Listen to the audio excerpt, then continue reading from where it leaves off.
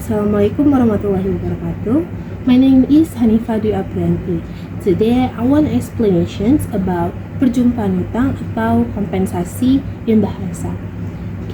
Perjumpaan hutang atau kompensasi merupakan salah satu penyebab dari berakhirnya suatu perikatan. Disebabkan oleh suatu keadaan di mana dua orang masing-masing merupakan debitur satu sama yang lainnya.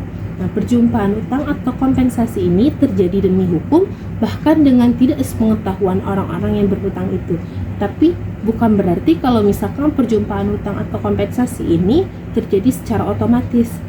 Perjumpaan utang atau kompensasi ini dapat terjadi apabila kedua utang tersebut seketika dapat ditentukan atau ditetapkan besarannya dan seketika itu pula dapat ditagih.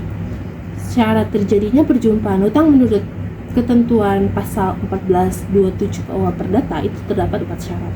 Yang pertama, dua orang secara timbal balik merupakan debitur satu daripada yang lain. Lalu yang kedua, objek perikatan berupa sejumlah uang atau barang yang sejenis yang dapat dipakai secara habis. Terus yang ketiga, piutang-piutangnya itu dapat ditagih. Lalu yang keempat, piutang-piutangnya itu dapat diperhitungkan segera. Terus syarat-syarat dan kapan perjumpaan hutang atau kompensasi itu terjadi, menurut ajaran Martinus itu menyatakan bahwa perjumpaan hutang atau kompensasi terjadi secara otomatis. Ajaran ini dituangkan di dalam Kode Sivil, lalu dituangkan di dalam pasal 1426 KUH Perdata. Terus menurut ajaran Azo, ia menyatakan bahwa untuk perjumpaan hutang itu diperlukan pernyataan atau persetujuan dari kedua belah pihak itu.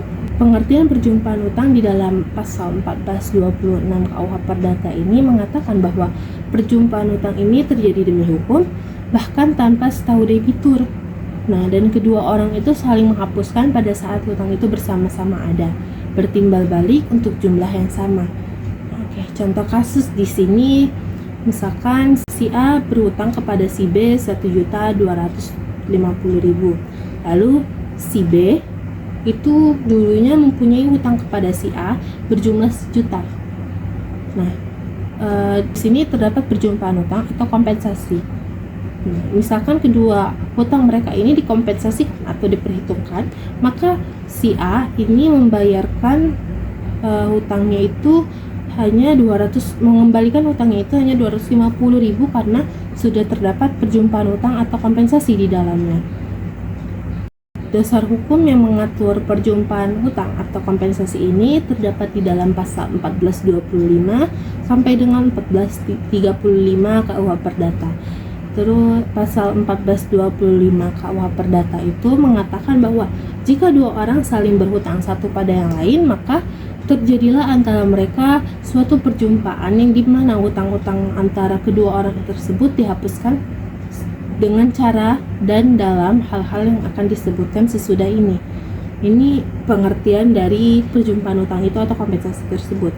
Selanjutnya 1426 KUH Perdata itu mengatakan bahwa perjumpaan hutang terjadi demi hukum, bahkan dengan tidak sepengetahuan orang-orang yang berhutang, dan kedua hutang itu yang satunya menghapuskan yang lain, dan sebaliknya pada hutang-hutang itu bersama-sama ada timbal balik untuk suatu jumlah yang sama seperti sebelumnya yang sudah dikatakan.